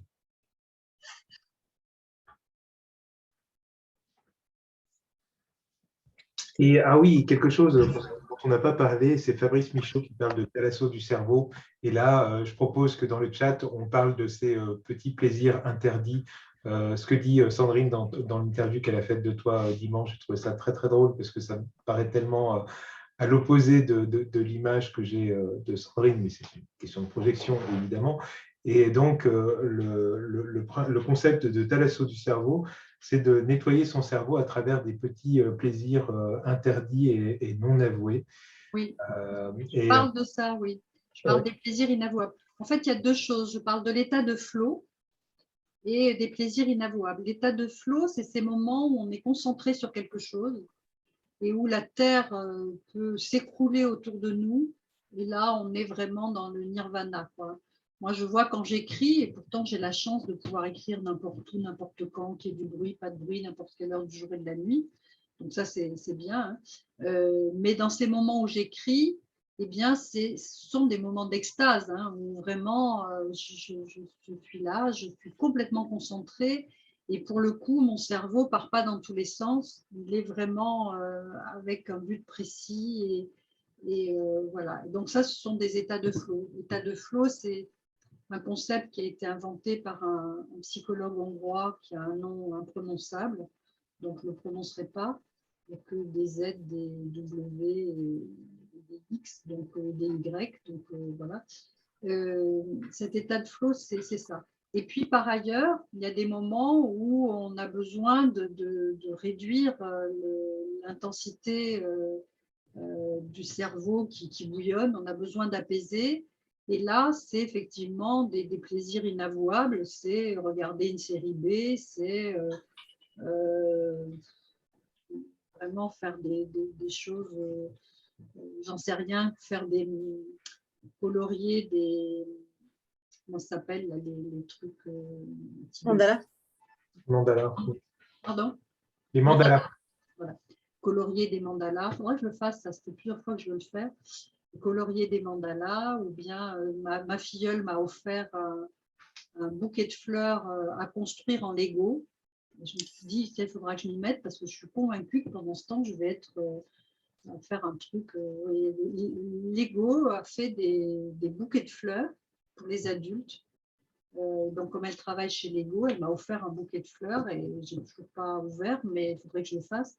Voilà, c'est ces petits plaisirs-là qui font que tout d'un coup, on est vraiment dans l'électroencéphalogramme plat. Contrairement à l'état de flow où l'électroencéphalogramme fonctionne, mais il est canalisé. Et Robert Cadouche, donc le pianiste concertiste qui intervient dans les interviews à la fin de mon livre, eh bien, pense que le piano est certainement le rare instrument qui permet de canaliser l'effervescence des différents courants qui sont dans le cerveau d'un haut potentiel intellectuel. Et là, il y a plusieurs mélodies, mais qui se chevauchent et qui permettent l'apaisement des hauts potentiels intellectuels. J'avais un client qui serait d'accord avec toi parce que, enfin, avec professeur Kadouche, parce que il disait que on lui avait fait jouer du violon quand il était petit et puis que c'était très pénible pour lui parce qu'il pouvait faire des mauvais sons, mais qu'il allait toujours sur le piano de la famille parce que là, au moins, il savait que les sons allaient être harmonieux, mais que le violon, c'était très pénible. Et, ouais, je trouve que c'est intéressant. Le piano est intéressant aussi parce que c'est le seul instrument qu'on peut laisser tomber, pour le coup, c'est-à-dire dont on peut se séparer. Le violon, la flûte, le trombone, enfin, tous, on est obligé de les garder, tandis que le piano, on peut y aller, ne pas y aller, enfin, on n'est pas tenu de quelque chose. Bon, je passe sur le fait que les touches sont des touches bleues et blanches rayées, mais c'est comme des zèbres. Mais oui, le piano permet vraiment de transformer la cacophonie en mélodie. Et Mozart, qui était synesthète et voyait les notes de musique en couleur, n'était pas un compositeur, en fait, c'était un peintre. C'est pour ça que Mozart, c'est tellement beau, c'est qu'en fait, ce sont des peintures. On n'a pas parlé de l'humour. Ah, pourquoi? Ah oui. Parce que j'en parle beaucoup dans mon livre et j'espère vous avoir fait sourire quand même à plusieurs reprises parce que c'est vraiment, vraiment important. Et je trouve que c'est magique, l'humour. Ben voilà, des petits moments de bonheur. Là, la personne qui a posé des questions, je rajouterai une psychanalyse et l'humour. L'humour, c'est vraiment...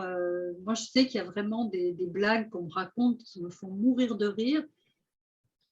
Et des fois, pendant la semaine, je me les re-raconte tellement je trouve ça désopilant, quoi. Alors, est-ce que je vais réussir à faire rire une psychanalyste? Hélène, combien de psychanalystes faut-il pour changer une ampoule? 0, à mon avis. Ne change pas une ampoule, il faut qu'elle soit prête à changer par elle-même. Ah ben, bravo. Très, très bien. J'aime beaucoup cette citation de Chris Marker qui est l'humour et la politesse du désespoir. Ah oui, ouais. C'est pour ça que j'en parle et que j'explique ça aussi, effectivement.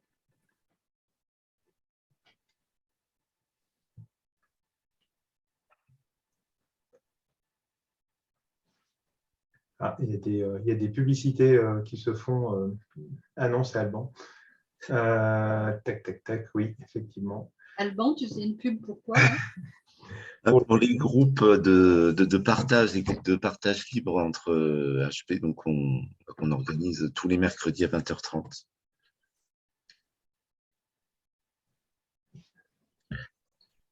On approche gentiment de la fin, s'il y a encore des Peut-être questions.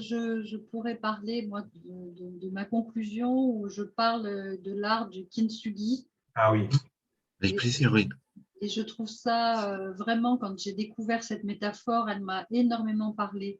Donc, c'est un art traditionnel japonais qui permet de recoller les morceaux d'un vase brisé, par exemple, d'un objet qui a été brisé. Donc, de recoller et de le recoller avec une colle dorée. C'est-à-dire que toutes les brisures vont être magnifiées. On va les voir. C'est-à-dire qu'au lieu de s'évertuer à recoller et puis à faire qu'on ne voit pas du tout que le vase a été brisé, et bien là, au contraire, on va rendre ce vase avec des fêlures très visibles. Et d'ailleurs, au point qu'à un moment au Japon, les gens cassaient exprès des vases pour pouvoir les recoller et faire cet art du kintsugi.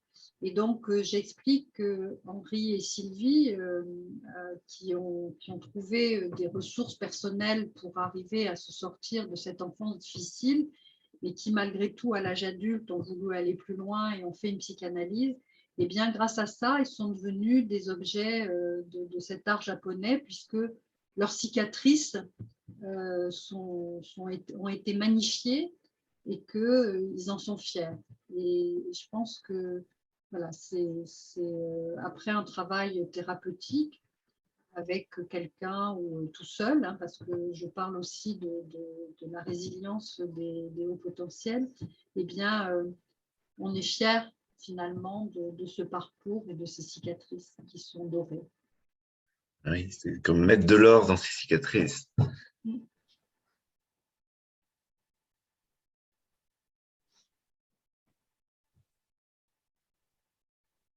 Merci beaucoup, Hélène, hein. Je remontre le livre à mon tour.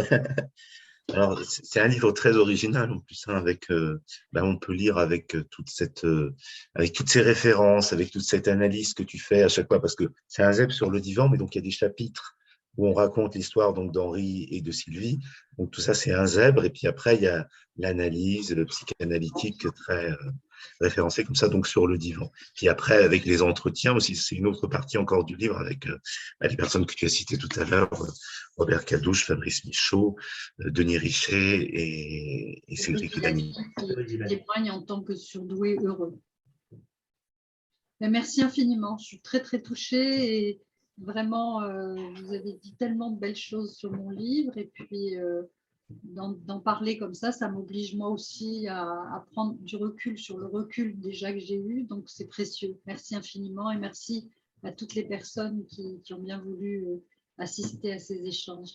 Je vous propose que chacun active sa caméra, comme ça, Hélène, tu pourras voir que c'était des vrais êtres humains qui nous écoutaient, qui participaient ce soir, et c'est toujours un très beau moment d'échange de voir à quel point les gens sont heureux d'être là et de partager ce moment de communion. Et, merci, c'est très touchant. Un grand bonheur. Et vos questions étaient très émouvantes pour moi. Merci beaucoup.